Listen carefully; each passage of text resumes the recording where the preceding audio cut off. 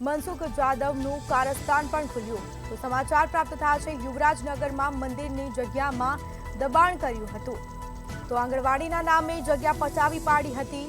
દુકાનો અને 1000 વારનો પ્લોટ દબાવી દીધો હતો। તો પાણી માટે ગેરકાયદે કનેક્શન પણ લઈ લીધું હતું।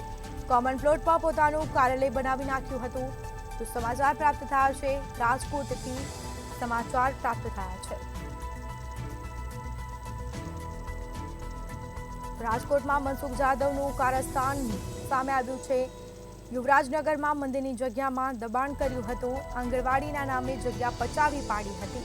તો બીજી તરફ દુકાનો અને 1000 વારનો પ્લોટ દબાવી લીધો હતો। તો બીજી તરફ પાણી માટે ગેરકાયદે કનેક્શન પણ લઈ લીધું હતું। કોમન પ્લોટમાં પોતાનું કાર્યાલય બનાવ્યું હતું।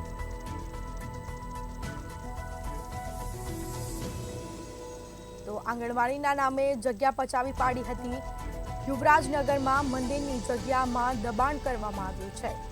તો રાજકોટમાં મનસુખ જાદવનું કારસ્તાન સામે આવ્યું। આંગણવાડીના નામે જગ્યા પચાવી પાડી હતી। દુકાનો અને 1000 વારનો પ્લોટ દબાવી દીધો હતો। પાણી માટે ગેરકાયદે કનેક્શન પણ લઈ લીધું હતું। તો કોમન પ્લોટમાં પોતાનું કાર્યાલય બનાવી નાખ્યું હતું।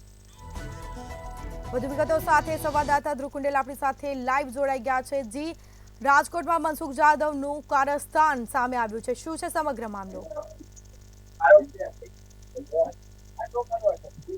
ચોક્કસથી કહી શકાય કે જે દેવુબેન જાદવ છે, વોર્ડ નંબર 6 ના કોર્પોરેટર, તેમના પતિનું વધુ એક કારસ્તાન છે તે સામે આવ્યું છે। સીધા જ આપણે દ્રશ્ય દેખાડવા માંગીશ। આ યુવરાજનગરના દ્રશ્યો છે કે જ્યાં ઓયડી છે તે બનાવવામાં આવી છે। આ એક ઓયડી છે, આવી હજુ 2 ઓયડી છે તે ક્યાંક બનાવવામાં આવી છે। કહી શકાય કે એક મોટું કૌભાંડ છે તે ફરી એક વખત મનસુખ જાદવનું સામે આવ્યું છે। આ પહેલા મનસુખ જાદવ ક્યાંક જે રોજગારી મેળવવા માટે જે યુવાનો છે તકની ક્યાંક રાહ જોતા હોય છે તેઓને છેતરતા હોય એવો એક વિડીયો છે તે સામે આવ્યો હતો। એટલે કહી શકાય કે આજે કવા ગોલતરનું જે કૌભાંડ સામે આવ્યું હતું, ગઈકાલે મંતવ્ય ન્યૂઝે પ્રસારણ કર્યું હતું। કહી શકાય કે એક પ્રકારનું જે કૌભાંડ છે તે મનસુખ જાદવે પણ કર્યું છે। આપને આ દ્રશ્યો દેખાડવા માંગીશ। આ યુવરાજનગરનો વિસ્તાર છે, એટલે કે આજીડેમ વિસ્તારમાં આવેલું આ જે યુવરાજનગર છે ત્યાંના જે દ્રશ્યો છે। આ જે ઓયડી છે તે બાંધવામાં આવી છે અને આ ઓયડીમાં કહી શકાય કે આર્થિક લાભ લઈ રહ્યો હતો આજે મનસુખ જાદવ છે તે દેવુબેનના પતિ છે। આ સાથે કહી શકાય કે શિવમ પાર્કમાં પણ તેઓએ જે જણતર કામ કર્યું છે, એટલે કે આર્થિક લાભ મેળવવા માટે અલગ અલગ, એટલે કે આંગણવાડી જ્યાં બનાવવાની વાત હોય છે, આ વિસ્તારમાં આંગણવાડી બનાવવાની વાત હતી, પણ આંગણવાડી ન બનાવીને આ ઓયડી બનાવવામાં આવી છે અને આ ઓયડી છે તે ક્યાંક ભાડે દેવામાં આવતી હતી। આર્થિક લાભ છે તે મનસુખ જાદવ છે તે મેળવતા હતા અને ખૂબ જ કહી શકાય કે ગેર પ્રવૃત્તિઓ છે તે અહીં કરતા હતા એવી પણ વિગતો અત્યારે મળી રહી છે। ચોક્કસથી ક્યાંક પક્ષે કાર્યવાહી તો કરી છે, પણ એક નક્કર કાર્યવાહીની લોકો માંગ કરી રહ્યા છે, કારણ કે જ્યાં આંગણવાડી બનાવવાની વાત હતી ત્યાં આ પ્રકારની ઓયડી બનાવીને આર્થિક લાભ લેતા હતા। ખાસ તો 6 વર્ષ સુધી ક્યાંક પક્ષે સસ્પેન્ડ કર્યા છે, એટલે કે સામાન્ય જે પદ હોય ભાજપનું તે ત્યાંથી મુક્તિ આપી છે અને ખાસ તો હવે જે બંને જે કોર્પોરેટર છે તે હવે અપક્ષ તરીકે ઓળખાશે, પણ એક બાદ એક તેમનું જે કારસ્તાન છે તે સામે આવી રહ્યું છે।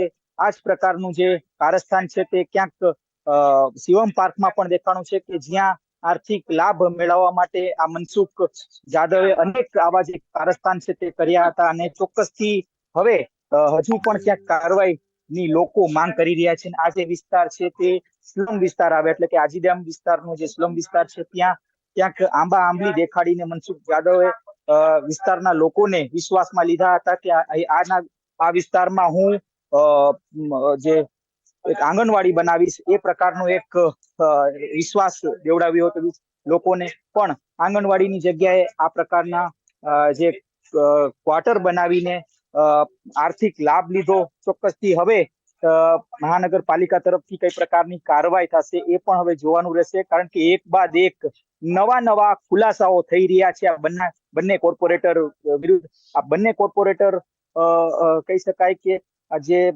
પોતાના જે વિસ્તારમાં ક્યાંક આ પ્રકારના કૌભાંડ છે તે આચર્યા છે। ગઈકાલે પણ કવા ગોલતર નામનો જે જે કોર્પોરેટરના જે પતિ છે, એટલે કે જે દેવુબેન જે વાત કરવી તો એમના પતિ દ્વારા કૌભાંડ છે તે આચરવામાં આવ્યું હતું, અને તે પણ ક્યાંક મંતવ્યમાં સામે આવ્યું છે. ત્યારે આ પ્રકારના દ્રશ્યો છે તે અહીં પણ દેખાઈ રહ્યું છે.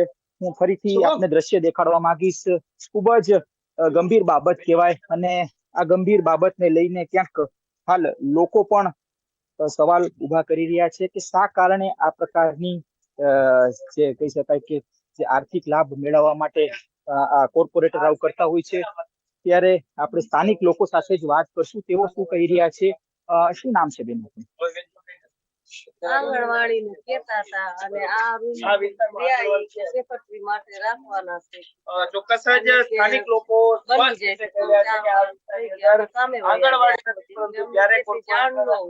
ક્યારે બનાવવામાં આવ્યા હતા બેન? એના ઘણા વર્ષો થઈ ગયા, 3-4 વર્ષ થઈ ગયા બની ગયા. તમને પહેલા શું કહેવામાં આવ્યું હતું કે શું બનશે? આંગણવાડી બનશે ને સામે ખાટો છે ને કે ગટર ત્યાં પુલ બનશે, કે પછી ત્યાંથી છોકરાઓની બસ ને એવું બધું આવવા જવાનું રહેશે. અત્યારે શું થાય છે અહીંયા? અત્યારે તો હા બંધ જ પડ્યું છે, જે ખંડર બની ગયા હોય એવું. પણ અહીંયા લોકો કોઈ આવતા જતા તો નથી, કોઈ એકે માણસ નથી આવતા. આ સરકારી પ્લોટ છે, અને સરકારી પ્લોટમાં તમને એવો વિશ્વાસમાં લીધું કે આંગણવાડી બનાવવામાં આવશે? આંગણવાડી બનશે. અમને એમ થઈ ગયું કે સારું, આ ગરીબ બધા છોકરા બધા ત્યાં અટકાઈ જાય, અને આ રૂમ બહાર ના આવશે ને એના હાટું છે. પછી આગળ અમને નથી ખબર, સામે વયા જાય આખો દી.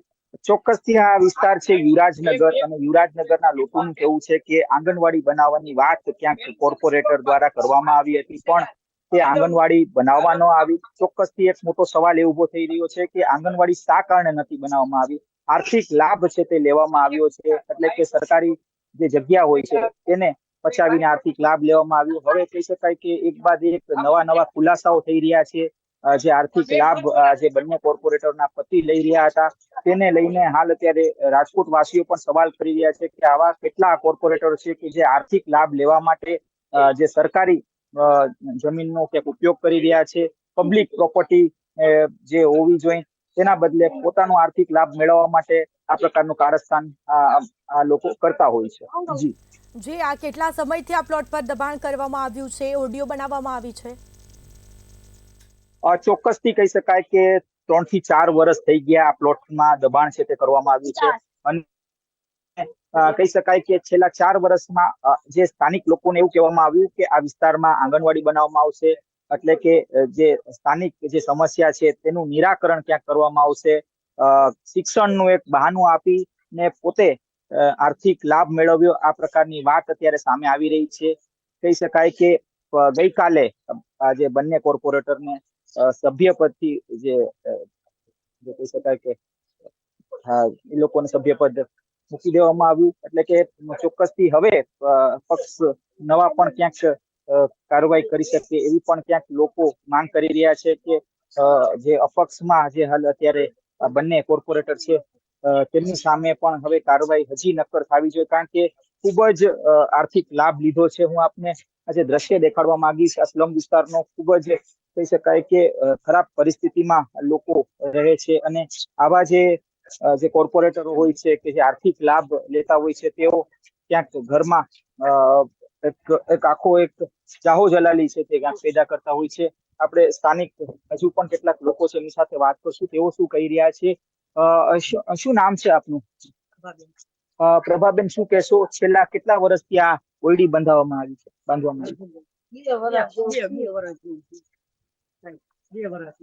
અને શું કહીને ઓયડી બાંધવામાં આવી છે? આપ શું કહેશો બેન? શું કહીને આંગણવાડી કીધી કે છોકરાઓ માટે આંગણવાડી અમને નથી ખબર કે આ રૂમ બનાવશે. અમને બનાવ્યું છે. આમાં તો 20 જણા હોય ભાઈ, આમાં કેને કેવા જાવ? આમાં 20 જણા હોય તો અમને તો આમાં ખબર નહીં. અમે આખો દી વહી જાય કામ, અમને તો કઈ હોય. અમને કીધું તો આંગણવાડી ચોક્કસથી આંગણવાડીનું બહાનું આપીને ક્યાંક આજે આર્થિક લાભ લેવા માટે આજે ઓરડી છે તે બાંધવામાં આવી છે. એક મોટો સવાલ એ પણ ઉભો થઈ રહ્યો છે. જી, જી ધ્રુવ, છેલ્લા 3-4 વર્ષથી આ ઓડિયો બનાવવામાં આવી છે, તો ક્યાંક ને ક્યાંક એવું લાગી રહ્યું છે કે તંત્ર આ વાતથી અજાણ હતું કે પછી તંત્ર આ ખાડા કાંડ કરીને બેઠું હતું, કારણ કે 3-4 વર્ષથી કોઈ તપાસ કરવામાં આવી નહોતી આ જગ્યા પર? ચોક્કસથી છેલ્લા 3 થી 4 વર્ષથી આ વિસ્તારમાં આ જગ્યા ઉપર દબાણ કરવામાં આવ્યું છે.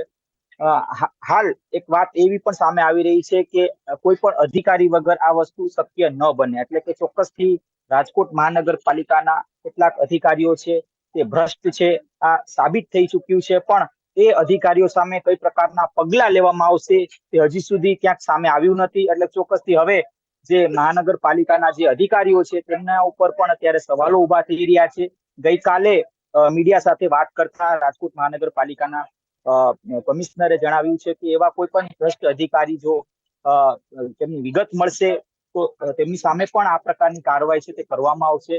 એક જે કમિટી જે રચના કરવામાં આવી હતી, એટલે કે આ કોર્પોરેટરના કારસ્તાનને લઈને કમિટીની રચના કરવામાં આવી હતી, તેમાં ક્યાંક આ જે બંને કોર્પોરેટરો દોષિત સાબિત થયા હતા. આ સાથે ભાજપ પક્ષ દ્વારા પણ એક કાર્યવાહી છે તે કરવામાં આવી છે. એટલે કે હવે 6 વર્ષ સુધી આ બંને જે કોર્પોરેટર છે તે ભાજપમાં એક પણ કાર્યક્રમમાં સામેલ નહીં થઈ શકે, એટલે કે તેમનું જે સભ્યપદ છે તે રદ કરવામાં આવ્યું છે. એટલે કે હવેથી આ બંને કોર્પોરેટર માત્ર ને માત્ર અપક્ષ તરીકે ઓળખાશે. એટલે એક સવાલ એ પણ ઉભો થઈ રહ્યો છે કે માત્ર ને માત્ર 6 વર્ષ માટે જ સસ્પેન્ડ કરવામાં આવ્યા, એ શા કારણે? ક્યાંક એક બાજુ લોકસભાની ચૂંટણી આવી રહી છે, તેના જ કારણે આ પ્રકારનું જે શિક્ષાત્મક જે કાર્યવાહી છે તે કરવામાં આવી છે.